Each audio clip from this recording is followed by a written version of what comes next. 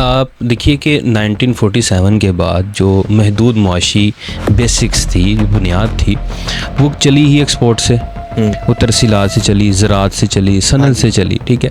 लेकिन एक टाइम के बाद हमें ये पता चल गया कि हमारी जो बेसिक्स है इनिशियल, यानी आपकी बात ये है ना कि इनिशियल लेवल पर ही स्ट्रक्चर प्रॉब्लम है। ये स्ट्रक्चरल प्रॉब्लम के बाद हम इस नतीजे पर पहुंच सकते हैं कि यहाँ पर पाकिस्तान में ये 70-80 साल के बाद पैसे की कमी प्रॉब्लम नहीं है, अर्निंग कैपेसिटी प्रॉब्लम है। देखो ना, हमारे जितने भी मसाइल हैं ना, चाहे वो सियासी मसाइल हैं, पॉलिटिकल इश्यूज़ हैं, एडमिनिस्ट्रेशन के इश्यूज़ हैं, इंटरनेट, जितने भी इश्यूज़ हैं, वो घूम फिर के हमारी मईशत से जुड़े हुए। आज की पाकिस्तान की मईशत कहाँ खड़ी है? आगाज़ यहाँ से कर लेते हैं, क्यों बिगाड़ पैदा है अभी तक? हुज़ैफ़ा, देखें, बुनियादी तौर पे हमारी जो मईशत है ना, उसका जो एक ढांचा है उसमें बड़ी ख़राबी है। ठीक है, ठीक है। अब हर एक चीज़ का एक सिस्टम होता है, वो एक सिस्टम की तरह काम कर रही होती है। सही है। लेकिन हमारी जो मईशत है उसका जो बुनियादी या फंडामेंटल्स आप कह दें, वो आज तक दुरुस्त ही नहीं हुए। ठीक है, ठीक है। और मुल्क को बने हुए तकरीबन 80 साल होने को हैं, और आज भी हमें ये समझ नहीं आई कि हमारी जो मईशत है उसने किस तरह काम करना है। सही है। ठीक है। अब सबसे पहले तो देखें, कोई भी मुल्क है उसका जो मईशत का जो मामला है उसमें ये होता है कि एक मुल्क ने अपनी तरक्की के लिए डॉलर्स को कमाना होता है। ठीक है, ठीक है। डॉलर आएंगे आपके मुल्क में तो जाहिर बात है कि फिर आप बाहर से कुछ चीज़ें भी मंगवा सकते हैं। ठीक है। अब ये जो साइकिल है ना कि डॉलर कमाना आपके मुल्क में आने चाहिए और फिर डॉलर्स को खर्च करना, बाहर से चीज़ें मंगवाना, ये एक्चुअली सारा मसला है। ठीक है। अब हम अभी तक इसी मामले के अंदर फंसे हुए हैं, यानी हम जो है ना सही तरीके से डॉलर्स कमा ही नहीं पाते। सही। या आप अंदाज़ा लगाएं कि जैसे एक शख्स है, उसने कमाना है, अब वो क्या करता है, वो कमाने के लिए जो मेहनत कर रहा है और जो भी उसका रेवेन्यू जनरेट होता है वो इतना होता है कि उसके जो एक्सपेंडिचर्स हैं वो पूरे नहीं हो रहे। ठीक है। तो यही सूरत हाल हमारे पाकिस्तान मुल्क के साथ है कि 80 साल होने को हैं, हमारा जो मईशत के जो फंडामेंटल्स है ना उसमें बड़ा प्रॉब्लम है। अब मैं इसको इस तरह आसान कर लेता हूँ कि पाकिस्तान है ना, तो पाकिस्तान की मईशत जो है ना उसमें सबसे पहले तो हमें ये देखना पड़ेगा कि डॉलर्स हम किस तरह कमाते हैं। ठीक है। उसके बुनियादी तौर पे 4 तरीके हैं। अच्छा। पहला तरीका ये होता है कि आप एक्सपोर्ट करते हैं। सही है। कोई भी चीज़ है आप बनाते हैं बिल्कुल मार्केट में और उसको जाके बाहर के ममालिक के अंदर आप सेल आउट करते हैं। कर दिया। ठीक है। ठीक है। उससे क्या मिलेगा आपको? रेवेन्यू जनरेट होगा, डॉलर्स मिलेंगे, डॉलर आएंगे। Exactly. एक तरीका तो ये होगा एक्सपोर्ट का।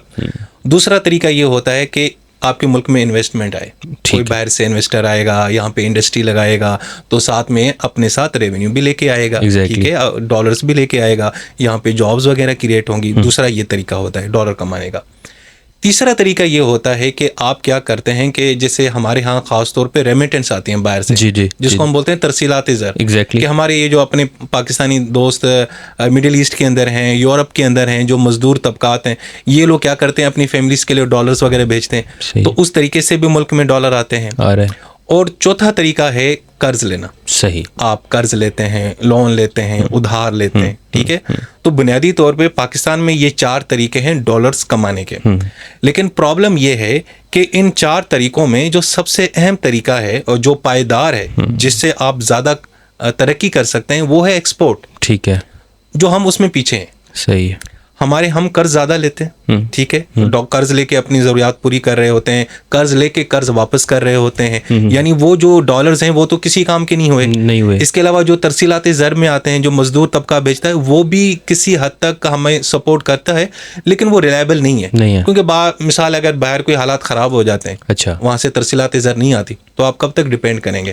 यानी कि आप चाहते हैं कि हर साल यहाँ से लोग बाहर जाएँ और डॉलर्स आके यहाँ पे भेजें, तो हम उस पर ज़्यादा डिपेंड नहीं कर सकते क्योंकि वो सस्टेनेबल नहीं है। ठीक है। और बाकी दूसरा इन्वेस्टमेंट का बड़ा इशू है हमारे यहाँ। जारी बात है, हमारे यहाँ एक आपको पता है कि उस तरीके से इन्वेस्टमेंट का कल्चर भी नहीं है, सिक्योरिटीज़ के बड़े इशूज़ हैं, पॉलिटिकल स्टेबिलिटी भी नहीं है, उसकी वजह से भी इन्वेस्टर यहाँ पे नहीं आते। ट्रस्ट इशू पाकिस्तान में सबसे बड़ा है।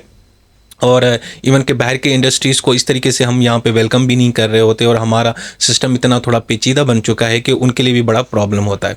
तो ये जो 4 तरीके हैं ना डॉलर कमाने के, तो उसमें जो बेहतर तरीका है वो है एक्सपोर्ट का, और हम उसी के अंदर ही पीछे रह गए। ठीक है। अब डॉलर खर्च हम कहाँ करते हैं? सबसे पहले हम खर्च करते हैं इम्पोर्ट के ऊपर। हम अपनी ज़्यादा चीज़ें ज़रूरियात की बाहर से मंगवाते हैं। सही। और आपको मैं बताऊं कि पाकिस्तान में वैसे अगर सालाना देखें ना तो 30 बिलियन डॉलर हमारा एक्सपोर्ट होती है और 60 बिलियन डॉलर के लगभग हमारी इंपोर्ट है। यानी जितना मैं जो कमाता हूं उससे ज़्यादा मैं खर्च कर रहा हूं। यानी हम बाहर से चीज़ें मंगवा रहे हैं। इसका मतलब ये है कि हम अपने मुल्क में कुछ चीज़ नहीं बना रहे। हमारे यहाँ शायद हम जो है ना उस तरीके से हमारे यहाँ ट्रेनिंग नहीं है, इंडस्ट्रीज नहीं है, हम प्रोडक्ट्स नहीं बना रहे, हम छोटी से छोटी चीज़ बाहर से लेके आते हैं। ठीक है। और दूसरा नंबर पे जो हमारा डॉलर खर्च होता है वो होता है कर्ज के मद में। कर्ज देते हैं, उसके ऊपर जो इंटरेस्ट होता है वो देते हैं। तो अब ये जो हमारा देख रहे हैं ना, जो मैंने आपको एक तरीका बताया कि किस तरह डॉलर आ रहा है, किस तरह बाहर जा रहा है, अब इसमें ना बड़ा फर्क आ गया है। तो एक्सटर्नल फाइनेंसिंग का इशू है ये आ गया खसारा। सही है कि आप डॉलर कमाते कम है, खर्च ज्यादा करते हैं, तो डिफरेंस आ गया, जिसको ट्रेड डेफिसिट भी कहते हैं या वैसे ओवरऑल करंट अकाउंट डेफिसिट भी कहते हैं। अब होता ये है कि इस खसारे को कम करने के लिए हम जो है ना IMF के पास जाते हैं। ठीक है। अब IMF क्या कहेगा कि भाई ये जो आपका खसारा है मैं आपकी इसकी मदद करूंगा, मैं आपको डॉलर्स भी दूंगा, लेकिन मेरी कुछ शराइत हैं। पाकिस्तान पूछता है भाई कौन सी शराइत? ठीक है। कहते वो शराइत ताकि आपका ये खसारा दोबारा ना हो, क्योंकि आपने इस खसारे की बीमारी को ख़त्म करना है, काम भी तो करना है ना। बिल्कुल। मैंने सिर्फ डॉलर नहीं देने, मैंने आपको दुरुस्त भी करना है। सही है। ठीक है।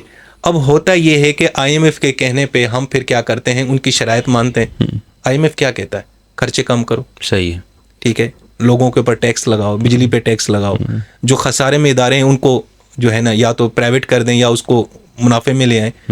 अब यानी IMF एक्चुअली आपको ये कह रहा है कि अपनी बुरी आदतें, अपनी गलत हरकतें उनको दुरुस्त करो।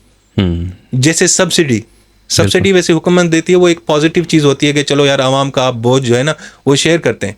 IMF कहता है ये ना किया करो। लेकिन पिस आवाम रही है ना, पिस आवाम रही है। IMF कहते हैं ये आपने नहीं करना, ये आपने उधर से ही लेना है, आवाम से। आवाम कहती है भाई हमारा इसमें क्या कसूर। ये बात भी बिल्कुल ठीक है कि भाई अगर सब्सिडी आप छीन रहे हैं, जमहूरियत तो है ही नहीं है ना, इनकी सुन भी नहीं रहे हैं, कर तो वो रहे हैं। हाँ। तो अब हुकूमत क्या करती है, सारा डाल देती है IMF के ऊपर। ठीक है। लेकिन हुकूमत ये नहीं बताती कि IMF हमें ये कहती क्यों है। वो इसलिए कहती है कि हमारी जो ओवरऑल इकोनॉमिक पॉलिसीज हैं वो कभी सही तरीके से बनी ही नहीं है। हमने जिस चीज़ के ऊपर काम करना था एक्सपोर्ट के ऊपर, उसके ऊपर आज तक काम नहीं किया। अब देखें माशाल्लाह कितनी आबादी है पाकिस्तान की, कितना यहाँ पे एक यानी कि पोटेंशियल है, लेकिन आपकी जो एक्सपोर्ट है वो 30 बिलियन डॉलर तक, जबकि आपसे बहुत ही छोटे ममालिक वो 60, 70, 80 पे घूम रहे हैं। ऐसे ही है। तो कहने का मतलब है कि एक जो फंडामेंटल चीज़ है कि आपने डॉलर कमाने ज़्यादा हैं, खर्च उससे थोड़े कम, हम उल्टा चल रहे हैं, ज़्यादा कर। अब खसारा तो चलेगा। बिल्कुल। अब इसमें जो चीज़ें खराबी हैं ना, वो एक जो चीज़ तो ये खराबी है कि हमारे यहाँ ओवरऑल हमने एक्सपोर्ट ओरिएंटेड काम किया ही नहीं। हमने उस काम पे ज़्यादा फोकस नहीं किया जिससे हमारे मुल्क में रेवेन्यू आए। एजुकेशन में टेक्निकल एजुकेशन को हम नज़रअंदाज करते हैं, हमारा जो IT सेक्टर है हम उसको नज़रअंदाज करते हैं, हमारी जो इंडस्ट्रीज़ लगी हुई हैं एक्सपोर्ट वाली, हम उनको भी उस तरीके से यानी कि सपोर्ट नहीं कर रहे होते। बहुत कम ही इंडस्ट्रीज़ हैं जो एक्सपोर्ट का काम करती हैं, ज़्यादा से ज़्यादा टेक्सटाइल का काम होता है और थोड़ी बहुत चीज़ें होती हैं, इनके ऊपर हम काम नहीं करते। कोई इस तरह की पॉलिसी नहीं बनाते जो 20 साल तक चलती रहे ताकि हमारी एक्सपोर्ट बढ़े, क्योंकि जब आपकी एक्सपोर्ट बढ़ती है तभी आपके मामला हल होंगे, जब आपके मुल्क में खसारे कम होंगे। ये आप देखिए कि 1947 के बाद जो महदूद मुआशी बेसिक्स थी, जो बुनियाद थी, वो चली ही एक्सपोर्ट से, वो तरसीलात से चली, ज़राअत से चली, सनत से चली। ठीक है। लेकिन एक टाइम के बाद हमें ये पता चल गया कि हमारी जो बेसिक्स है इनिशियल, यानी आपकी बात ये है ना कि इनिशियल लेवल पर ही स्ट्रक्चर प्रॉब्लम है। ये स्ट्रक्चरल प्रॉब्लम के बाद हम इस नतीजे पर पहुंच सकते हैं कि यहाँ पर पाकिस्तान में ये 70-80 साल के बाद पैसे की कमी प्रॉब्लम नहीं है, अर्निंग कैपेसिटी प्रॉब्लम है। हाँ, कैपेसिटी की भी है प्रॉब्लम और एक्चुअली डायरेक्शन का बड़ा प्रॉब्लम। ठीक है कि आपकी डायरेक्शन क्लियर नहीं है। भाई आपने अपने मुल्क को आगे जिस तरह लेना, देखो ना हमारे जितने भी मसाइल हैं ना, चाहे वो सियासी मसाइल हैं, पॉलिटिकल इश्यूज़ हैं, एडमिनिस्ट्रेशन के इश्यूज़ हैं, इंटरनेट जितने भी इश्यूज़ हैं, वो घूम फिर के हमारी मईशत से जुड़े हुए हैं।